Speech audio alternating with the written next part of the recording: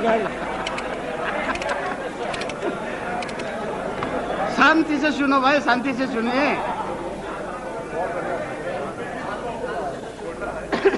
इस कोलाहल के बाद अगर सदन मुझे शांति से सुनने के लिए मन बना सके तो मैं बड़ा आभारी हूंगा।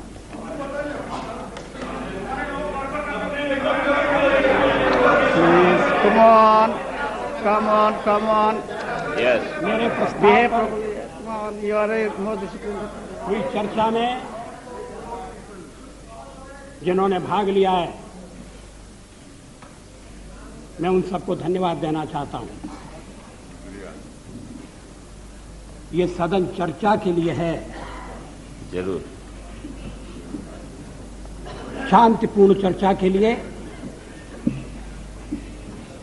संयमित चर्चा के लिए, तर्कपूर्ण चर्चा के लिए। कुछ मित्रों का प्रयत्न था कि कोई चर्चा न हो, तत्काल वोट ले लिया जाए और वो यहां से निकलते ही कुर्सी पर जाकर बैठ जाए। Like a child.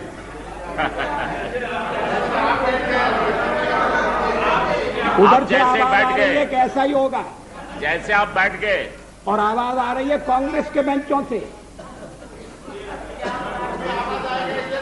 हमारे और मित्र थोड़ा सा सावधान रहें। अध्यक्ष महोदय, पार्लियामेंट में मैंने 40 साल गुजारे। ऐसे क्षण बार बार आए। जी रहे। सरकारें बनी हैं, बदली हैं, नई सरकारों का गठन हुआ है, अभी बैचलर हो गया। लेकिन लोकतंत्र No, no, please, please, please don't make this kind of remarks. No, no, it's okay. लेकिन हर कठिन परिस्थिति में से भारत का लोकतंत्र बलशाली होकर निकला है और मुझे विश्वास है कि इस परीक्षा में से भी बलशाली होकर निकलेगा।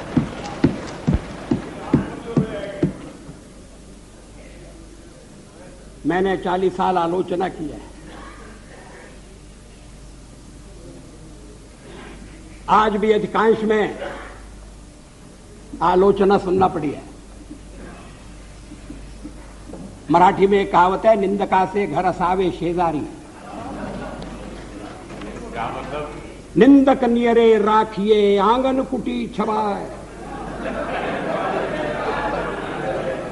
निंदा करने वाले को पास में रखना चाहिए, चापलूस नहीं तो बिगाड़ देंगे। अगर निंदक रहेगा तो बिना साबुन और पानी के सफाई करता रहेगा। जिन मित्रों ने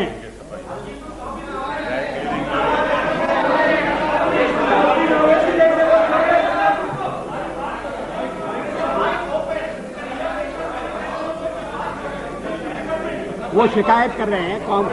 क्या शिकायत?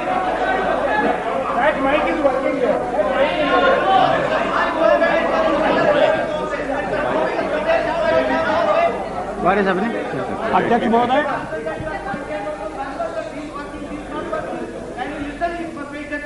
जिन्होंने प्रस्ताव का समर्थन किया है, It's okay, कोई उनको मैं विशेष रूप से धन्यवाद देना चाहता हूं। समता पार्टी के नेता श्री जॉर्ज फर्नांडिस, शिवसेना के नेता श्री शरद पोद्दार, अकाली दल के नेता बरनाला जी और हरियाणा पार्टी के जयप्रकाश जी, इन सब ने प्रस्ताव का समर्थन किया है।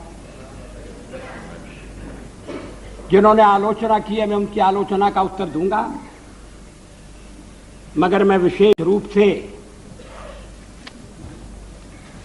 श्री मरसोली मारान, थिरु मरसोली मारान, उनका उल्लेख करना चाहता हूं। I have a special word of gratitude for my dear friend, Thierry Marasoli Maran. Maran, I stand corrected. Despite our differences on certain issues, he was generous enough to set the record straight on the issue of horse trading by stating categorically that we did not use suitcases to convert our minority into majority. He has in fact demolished the baseless and politically motivated allegation leveled by some members. I am also glad that Thiru Maran has taken note of our resolve to restore the balance of resources in favor of states. We have always held the opinion that the center cannot be strong if the states are weak. Thiru Maran is disturbed over our advocacy of one nation, one people, one culture. I am happy that he shares our perception of one nation. But I must say that he has got it all wrong on our interpretation of one people and one culture. I categorically state here that BJP does not stand for uniformity. We recognize the celebrated India's plural, multi-religious, multilingual and multi-ethnic character.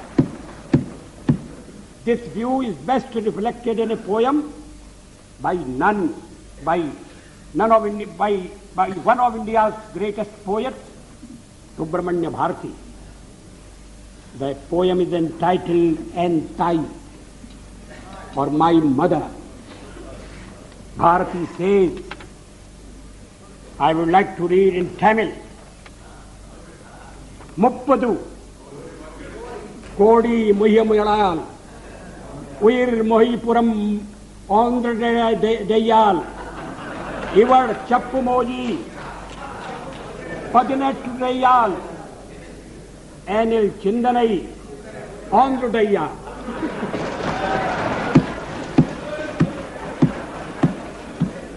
इसका मैं हिंदी में अनुवाद कर दूं. Thank you. This is not for the first time. I read something in Tamil in my address to the United Nations.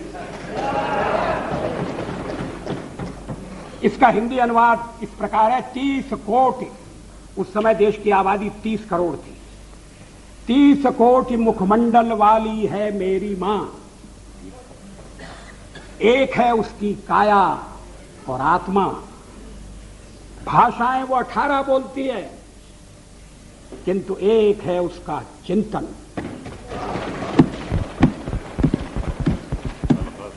मित्रों, सारा अध्यक्ष महोदय,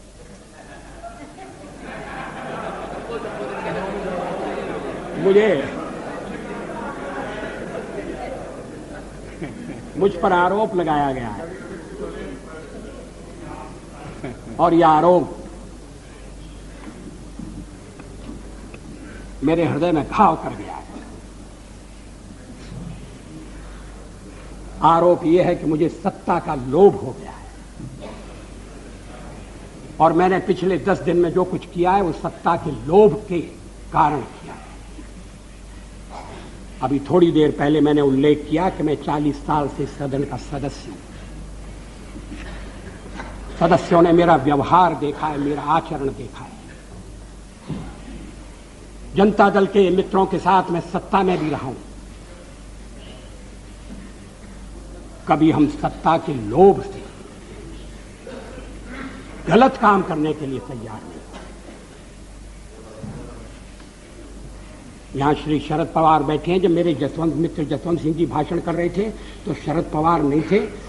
वो जसवंत सिंह जी कह रहे थे कि किस तरह से शरद पवार ने अपनी पार्टी तोड़कर हमारे साथ सरकार बनाई थी, सत्ता के लिए बनाई थी या महाराष्ट्र के भले के लिए बनाई थी, ये अलग बात है, मगर उन्होंने अपनी पार्टी तोड़कर हमारे साथ सहयोग किया. मैंने तो ऐसा कुछ नहीं किया. बार बार इस चर्चा में इस पर जनाए सुनाई दिया है कि वाजपेयी तो अच्छा है मगर पार्टी ठीक है.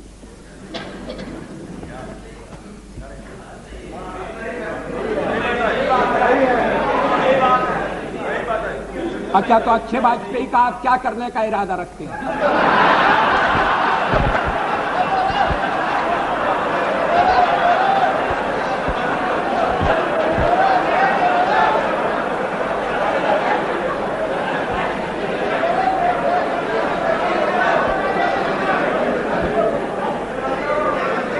अध्यक्ष महोदय, मैं नाम नहीं लेना चाहता, मैं शरद जी का भी नाम नहीं लेना चाहता, लेकिन पार्टी तोड़कर सत्ता के लिए नया गठबंधन करके अगर सत्ता हाथ में आती है तो मैं ऐसी सत्ता को चिमटे से भी छूना पसंद नहीं करता।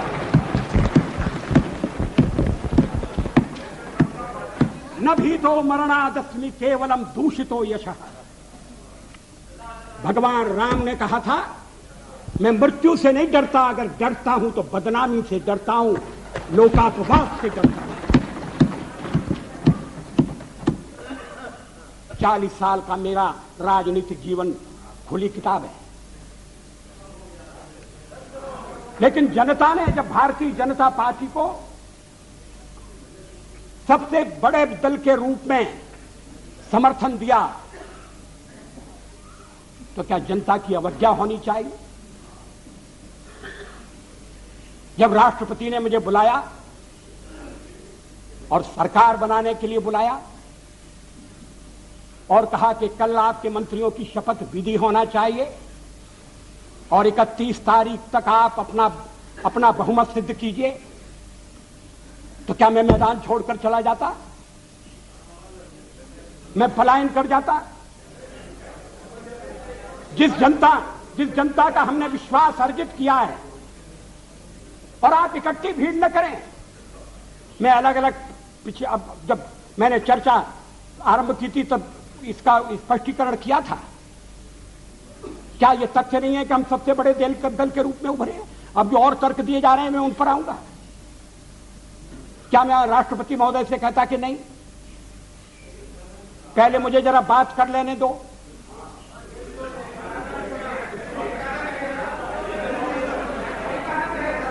जब वो कह रहे हैं कि कल शपथ विधि होगी और मुझे समय दे रहे हैं 31 तारीख तक का, तो मैंने कहा कि 31 तारीख के जो समय दिया जा रहा है उसका मैं सदुपयोग करूंगा, अन्य दलों से चर्चा करूंगा, उनका समर्थन प्राप्त करने का प्रयास करूंगा, एक कॉमन प्रोग्राम के आधार पर हम आगे बढ़ सकें, इस तरह का वातावरण बनाने की कोशिश करूंगा। इसमें क्या आपत्ति की बात है? इसमें कौन सा सत्ता का लोभ है?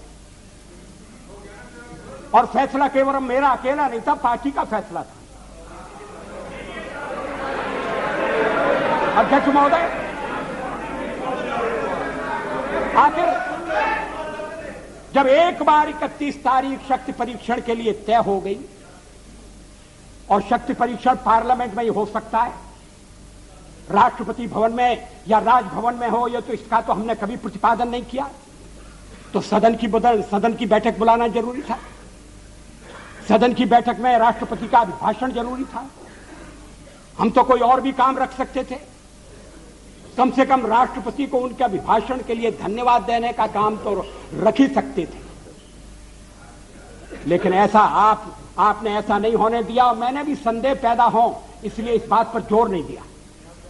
जल्दी से जल्दी पहला अवसर, और इसलिए 27 तारीख और 28 को आज फैसला होने जा रहा है। हम बल दे सकते थे कि नहीं, हमें 31 तक का समय दिया गया है, हम कुर्सी पर बैठे रहेंगे। अध्यक्ष महोदय, कमर के नीचे वार नहीं होना चाहिए, नियत पर शक नहीं होना चाहिए। मैंने ये खेल नहीं किया है, मैं आगे भी नहीं करूंगा। लोकतंत्र एक व्यवस्था है। अब कहा, अब गिनाया जा रहा है आपको कितने % वोट मिले। हमने जो वेस्टमिनिस्टर की पद्धति अपनाई है उसमें वोट नहीं गिने जाते हैं, प्रतिशत नहीं देखा जाता है, उसमें सीटें देखी जाती हैं। दोनों काम साथ नहीं हो सकते। ये कोई लिस्ट पद्धति वाला प्रोपोर्शनल रिप्रेजेंटेशन नहीं है। और मैं इस पद्धति के दोषों को पहले से इंगित करता रहा हूं। कभी कभी ऐसा हो सकता है कि जिस दल को देश में बहुमत न हो, वो दल अधिक सीटें लेने में सफल हो जाए। कभी कभी ऐसा भी हो सकता है कि वोट ज्यादा हो और सीटें कम हो। 1% वोट के अंतर से केरल में संयुक्त सरकार बनी, एक सरकार हट गई। 1% वोट का फर्क था। अब ये जो सीटों का अंतर है, इसको मानकर चलना पड़ेगा। अब इस समय आप कहें आपके वोट कितने, तो फिर मैं गिनाता हूं आपके अलग अलग वोट कितने, और वो गिनती आपके लिए घाटे की गिनती होगी। लेकिन आप कह रहे हैं कि नहीं, हम तो इकट्ठे हो रहे हैं। किस लिए इकट्ठे हो रहे हैं? क्या देश में स्थिर सरकार देने के लिए इकट्ठे हो रहे हैं? जवाबदेह सरकार देने के लिए इकट्ठे हो रहे हैं? मैं फिर उसको दोहराना नहीं चाहता। आपका अभी तक कार्यक्रम नहीं बना है।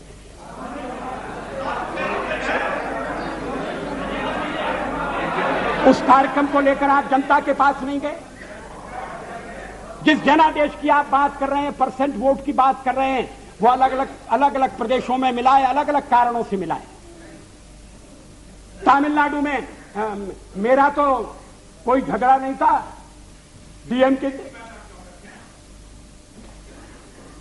लड़ाई तो कांग्रेस से थी। और यही स्थिति आंध्र में हुई। आंध्र में हम तो लड़ाई में कहीं नहीं थे, लड़ाई हो रही थी कांग्रेस के साथ। और कहते जनाधिकार हमारे खिलाफ चला गया। ये कैसा जनाधिकार है? आप कहिए, आप कह रहे हैं, दबे दबे कह रहे हैं, साफ साफ कहिए, खुलकर कहिए कि हम किसी भी कीमत पर आपको सत्ता में नहीं आने देंगे। ये भाषा ठीक नहीं है। इस भाषा के पीछे जो भावना है वो और भी गलत है। हिटलर का हुआ खड़ा किया जा रहा है इस सदन में। फासिस्ट वाद पैदा हो रहा है। इस तरह की यहां जो पहली बार सदन में आए, जिन्हें सदन की मर्यादा का भी पता नहीं है, वो इस तरह की भाषा बोल रहे हैं। मैं 40 साल से हूं पार्लियामेंट में। हम दल के रूप में काम कर रहे हैं, लोकतंत्र के आधार पर कर रहे हैं। हम चुनाव लड़ते हैं।